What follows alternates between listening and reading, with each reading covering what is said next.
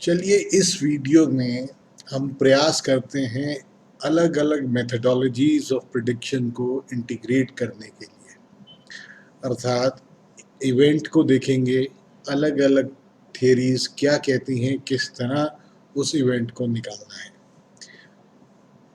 जो थियरीज हम अभी बात करेंगे जिनके बारे में, एक तो होगा केपी मेथडोलॉजी, जिसमें कि 4 स्टेप के माध्यम से, जिसमें कि कंजंक्शन और एस्पेक्ट ऑफ प्लैनेट को लेंगे हम और सिग्निफिकेटर्स निकाल के जो दशा भुक्ति अंतरा चल रही होगी उससे देखेंगे कि क्या वो इवेंट घटित होगी या नहीं। और जो इवेंट हम इस वीडियो में बात करेंगे वो होगी marriage, and we will take the example of Bill Clinton's marriage. बहुत मशहूर रहे हैं वो यूएस के प्रेसिडेंट, और काफ़ी सुर्खियों में काफ़ी रहे भी और काफ़ी कंट्रोवर्सी भी रही रिगार्डिंग मोनिका लेविन्स्की। ये सारे ही जो इवेंट्स उनकी ज़िंदगी में घटित हुए, देखेंगे कि क्या 4 स्टेप के माध्यम से ये घटित होते हैं। Does the kundli give us an insight of what exactly happened in this life.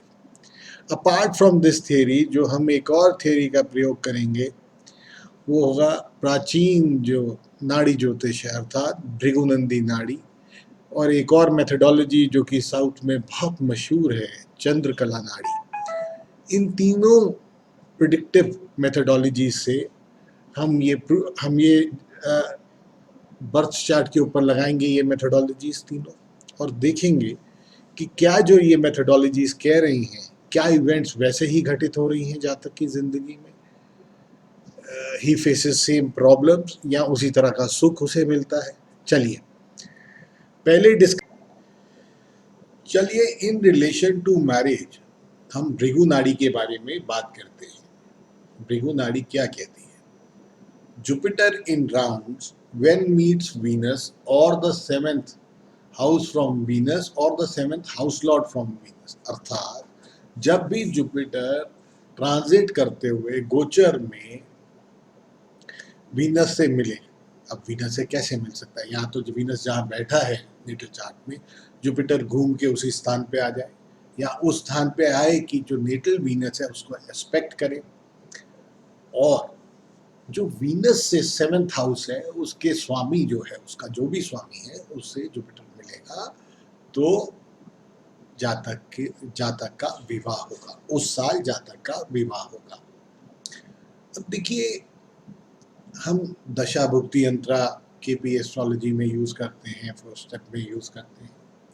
भृगुनंदी नाड़ी में हमने केवल गोचर देखना है, केवल गोचर विधि का ही प्रयोग करना है। इसमें दशा भुक्ति अंतरा देखना या उसको रेफर करने की कोई आवश्यकता नहीं है।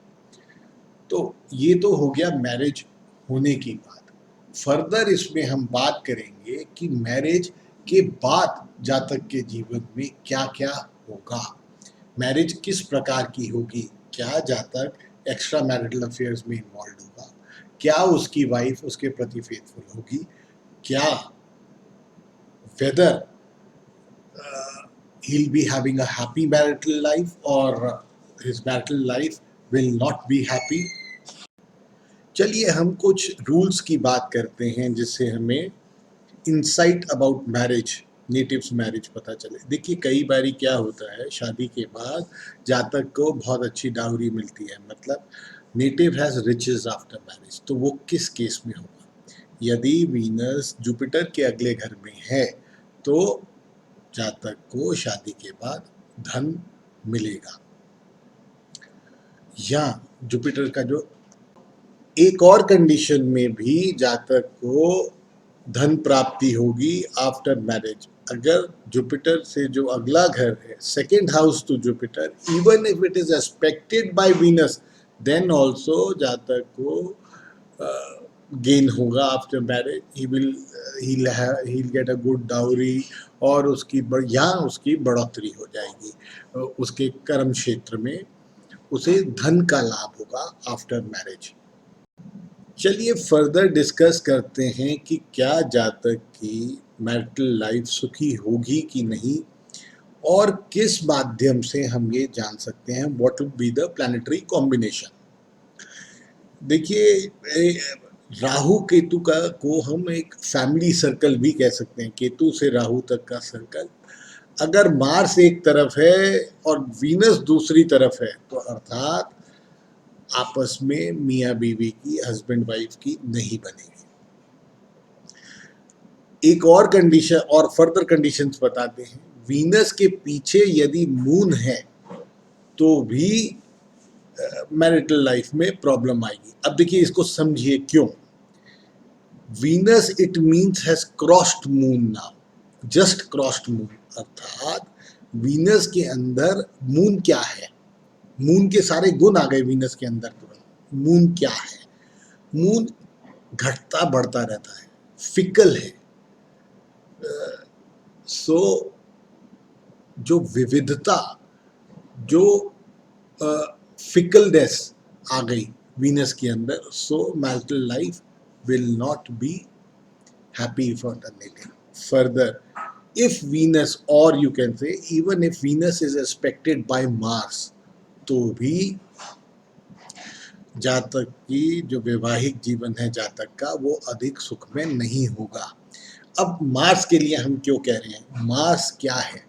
मार्स वो प्लैनेट है जो जातक को तत्परता देता है, अर्थात एक तरह का गुस्सा, एब्रप्टनेस देता है। तो यदि you do not, it means when Venus is aspected bye Mars, it means Venus में वो तत्परता अधिक हो गई, वो मात्रा उसकी अग्रेशन अधिक हो गई, तो वीनस स्पॉइल हो गया। अब देखिए, मार्स का दुश्मन कौन है? सैटर्न। यदि मार्स, एक और कंडीशन लेते हैं, जुपिटर के अगले घर में अर्थात सेकेंड हाउस में बैठा है। सेकेंड हाउस किसका है? फैमिली का है। मार्स बैठा है, एक क्रूड प्लैनेट है, और जो कि एग्रेशन देता है, मतलब अर्थात आपके घर में aggression. And further if aspected by Saturn, तो और भी दुखमय स्थिति है, और जातक का जो फैमिली लाइफ है, जातक की फैमिली लाइफ, वो बहुत इफेक्ट होती है, बिकॉज सैटर्न और मार्स आपस में दुश्मन है। एंड सेकेंड हाउस में ये होना, जुपिटर से नेक्स्ट हाउस में, इंडिकेट करता है कि the family life will not be very happy, rather lot of problem in family life. Jupiter के जो अगला घर है, हम अब जुपिटर को ही लगन मान रहे हैं, तो जुपिटर का जो अगला घर हुआ वो सेकेंड हाउस हो गया। अब सेकेंड हाउस क्या है? फैमिली का है, और यदि मार्स उसको एस्पेक्ट करता है केवल, तो भी उसमें अर्थात मार्स एक क्रूड प्लैनेट, एक तत्परता देता है। देखिए, मार्स को एक नेगेटिव प्लैनेट या क्रूड प्लैनेट क्यों कहा गया, इसके अर्थ को समझ लेते हैं। हर प्लैनेट के अपने गुण हैं। मार्स अग्रेशन देता है, मार्स एनर्जी देता है, मार्स तत्परता देता है, अर्थात एकदम आप रिएक्ट करेंगे। तो देखिए, जो काम धैर्य से करने के हैं, यदि आप उसको तत्पर होके एकदम उतावलापन दिखाएंगे करने में, और अग्रेशन दिखाएंगे, तो वो मामला हाथ से निकल जाता है। Because second house is house of family, उसमें मार्स का होना या मार्स का एस्पेक्ट खतरनाक है।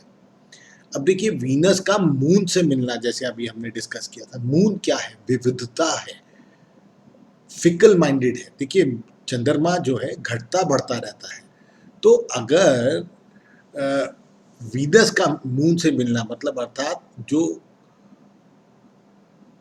जो क्वालिटीज ऑफ वीनस है वो क्या होनी चाहिए? शांत स्वभाव, स्थिर होना चाहिए, धैर्य होना चाहिए। वो स्वभाव नहीं रहेगा, पॉजिटिविटी नहीं रहेगी वीनस की, और वो नेगेटिविटी में बदल जाएगी। चलिए एक और कंडीशन बात करते हैं, जिससे कि अक्सर मैरिड लाइफ खराब हो जाती है या मैरिज में सक्सेस नहीं मिलती जातक को। That is Jupiter being aspected by Moon and Mars. Jupiter क्या है? जीव है, जुपिटर जीव है, अगर वो जीव ही मून और मार्स अर्थात विविधता और aggression, fickle minded and aggression से एस्पेक्ट होगा, तो अर्थात बैलेंस नहीं है जीव के अंदर, तो इसलिए वैवाहिक जीवन खराब होगा। वीनस अगर डिप्लीटेड साइन में है, अपनी नीच स्थान पे है, तो भी प्रॉब्लम है। वीनस का अगला घर अर्थात वीनस का सेकेंड हाउस सैटर्न है, तो भी प्रॉब्लम है। Because why? दो Venus and Saturn are friendly, but Saturn क्या है? वीनस से अगले घर में सैटर्न क्या है? वो एक नेगेटिविटी है, प्रॉब्लमैटिक कंडीशन क्रिएट करते हैं। वीनस यदि जुपिटर से छठी पोजीशन पे है, अब देखिए छठी पोजीशन क्या है? रोग ऋण शत्रु की, अर्थात जातक और जातक की जो बीवी है या उसकी वाइफ है वो उसकी शत्रु हो जाए, तो वैवाहिक जीवन कैसे चलेगा? Sun and Mars in 7th position to Jupiter, Mars aggression देगा, सन फर्दर एग्रीवेशन करेगा, तो इस तरह स्थिति बिगड़ जाएगी। इसीलिए ये स्थिति को अगर Sun and Mars at in 7th position में एस्पेक्टिंग जुपिटर होंगे तो भी मैरिटल प्लेस नहीं मिलेगा जातक को। सन एंड वीनस कंजंक्शन क्या करती है? सन एंटी है, मतलब एनिमिकल रिलेशन टू वीनस है। यदि ये स्थिति कुंडली में है तो बीवी या जातक की वाइफ बीमार रहेगी।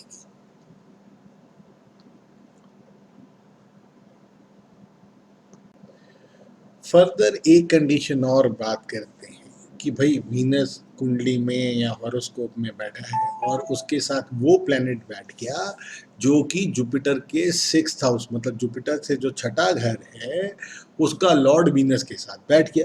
तो भाई देखिए वीनस में क्या आ गया? वीनस में रोग ऋण शत्रु की भावना आ गई, क्योंकि छठा घर किसको दिखाता है? जुपिटर से छठा घर रोग को दिखाएगा या शत्रु को दिखाएगा।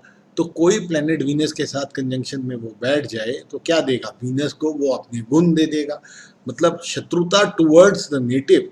तो अर्थात वो कभी भी स्थिति अच्छी नहीं है जातक के लिए।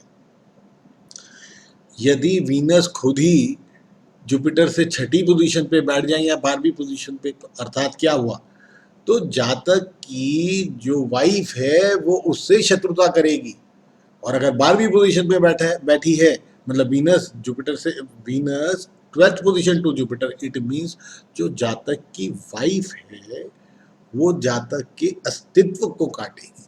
तो इस तरह हमने various conditions of marriage, marriage होने की कंडीशन, मैरिज के बाद धन मिलने की कंडीशन, मैरिज ना अच्छा चलने की कंडीशन, ये सारी कंडीशंस हमने बात करी। Let us now take an example. हम क्लिंटन साहब का एग्जाम्पल लेंगे, और जब उनकी शादी हुई वो ट्रांजिट चार्ट डालते हैं, प्लस उनका जो नेटल चार्ट है वो डालेंगे, and we will see the conditions कि क्या जो भृगुनंदी नाड़ी में हमने अभी कंडीशंस पढ़ी वो लागू होती हैं या नहीं। देखिए clear cut, he was born on 19th अगस्त 1946, और ट्रांजिट चार्ट देखिए जब उनकी शादी हुई 11/10/1975। अब देखिए जुपिटर घूमते घूमते ट्रांजिट में कम्स टू राशि नंबर 12 फ्रॉम, अर्थात वो 7वें घर में ट्रांजिट कर रहा था जब शादी हुई, and it was expecting the natal Venus. Clearly हमने जुपिटर को घुमाना है, राउंड्स में देखना है, राउंड्स में घुमाएंगे। Jupiter clear link, it is expecting Venus. जिस जिस साल शादी हुई Jupiter was expecting Venus, so the condition what Bhrigunandi Nadi says hence proved.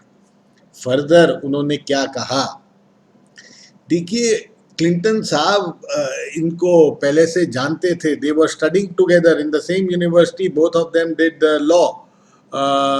Hillary Clinton and Bill Clinton, both of them knew each other before marriage. और भृगुनंदी नाड़ी क्या कहती है कि जब मार्स और वीनस इकट्ठे होते हैं तो जातक अपने पार्टनर को पहले से ही जानता है या अपने रिलेशन में उसकी शादी होती है। अब देखिए, Mars and Venus conjunction in the first house clearly indicates that जातक अपनी वाइफ को शादी से पहले जानता था।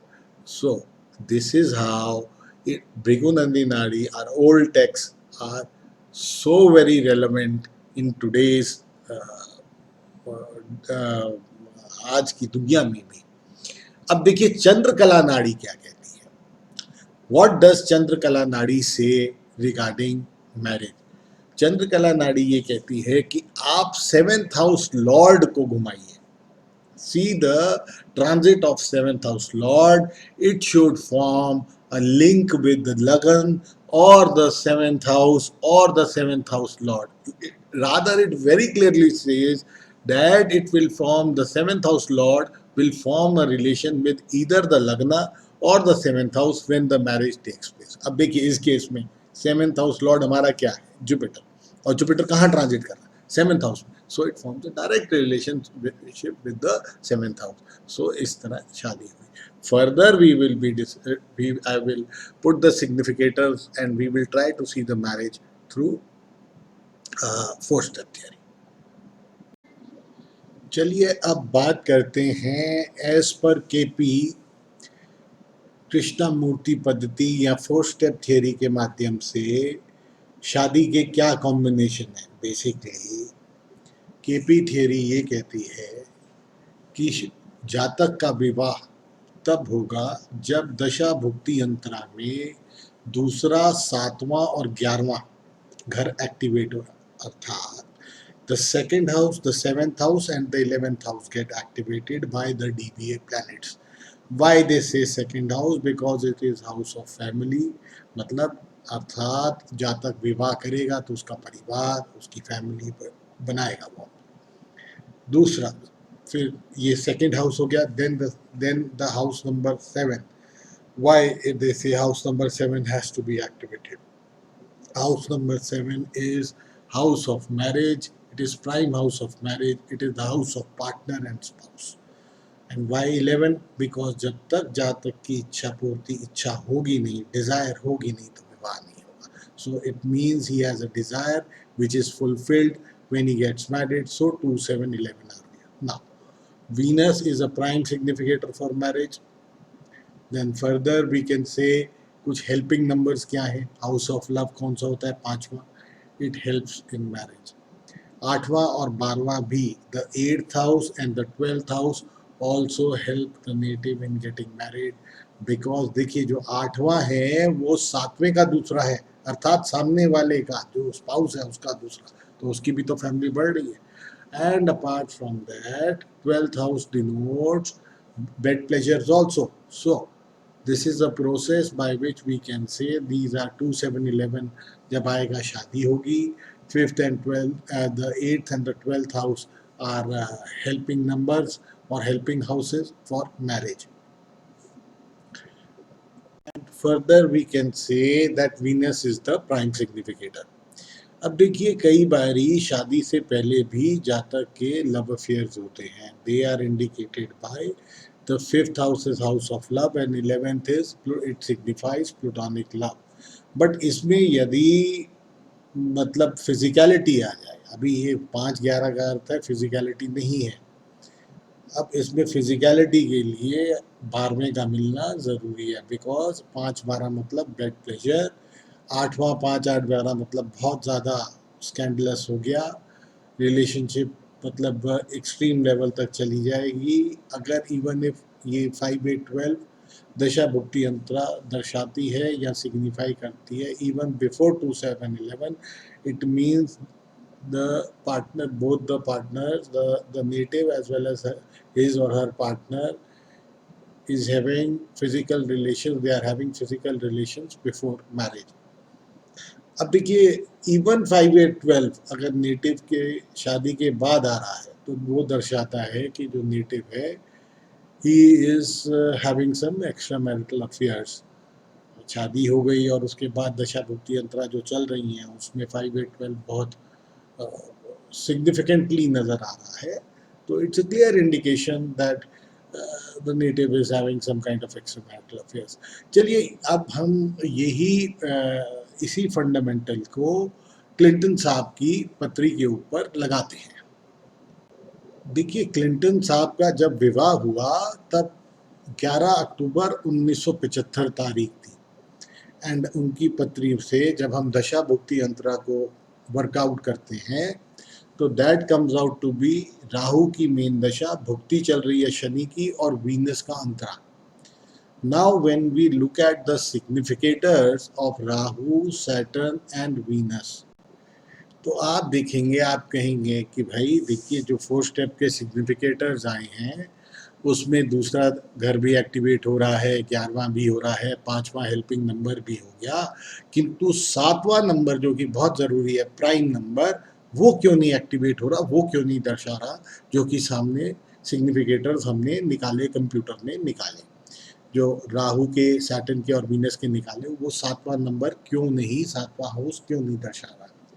तो अक्सर देखिए ये एक केपी साहब ने जब अपने 6 रीडर्स लिखे उसमें क्लियरली मेंशन किया कि वेस्टर्न एस्पेक्ट से बहुत फर्क पड़ता है, और अगर आप गौर से देखें तो जुपिटर और Rahu they are at approximately 120 degrees का फर्क है। अर्थात क्या हुआ कि मतलब जुपिटर का जो एस्पेक्ट है, जुपिटर अपने गुण राहु को दे देगा, so Rahu also becomes a prime significator for the 7th house and hence the marriage take place in dasha bhukti antara of Rahu, Saturn and Venus. Further अब हम बात करते हैं जो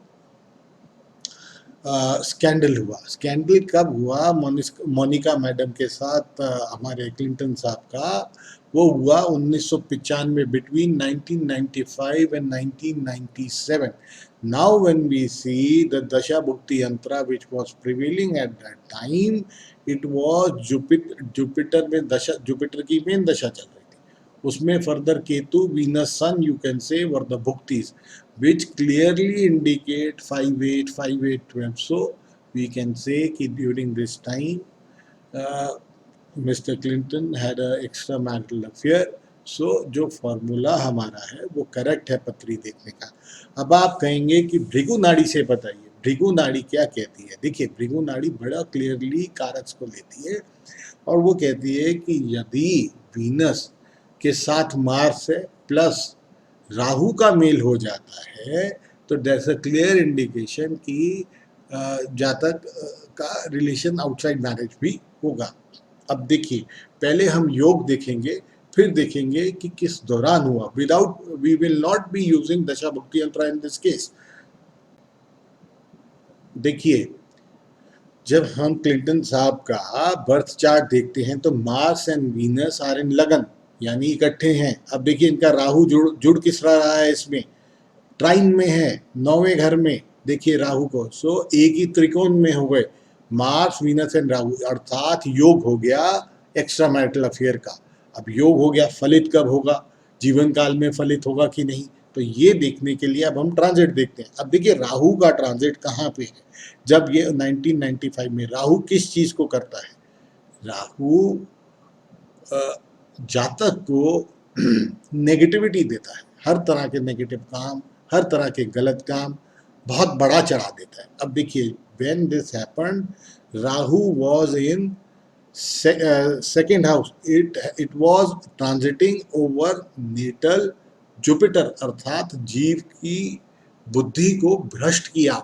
अब देखिए and Rahu is approaching Venus, देखिए सेकेंड हाउस में 7th राशि में Rahu was transiting, so Rahu is moving towards Venus, मतलब अर्थात ये स्थिति में जब हम भृगुनंदन नाड़ी के या चंद्रकला नाड़ी के जो प्रिंसिपल्स लगाते हैं, जो एडजेसेंट हाउसेस होते हैं उसमें प्लैनेट की एक तरह से युति है, तो युति मानी जाती है, क्योंकि इट इज युति मानी जाती है, तो उस हिसाब से वी से Rahu, Mars and Venus they get combined, and so the native falls into the trap and he commits extramarital affairs or he has extramarital affairs.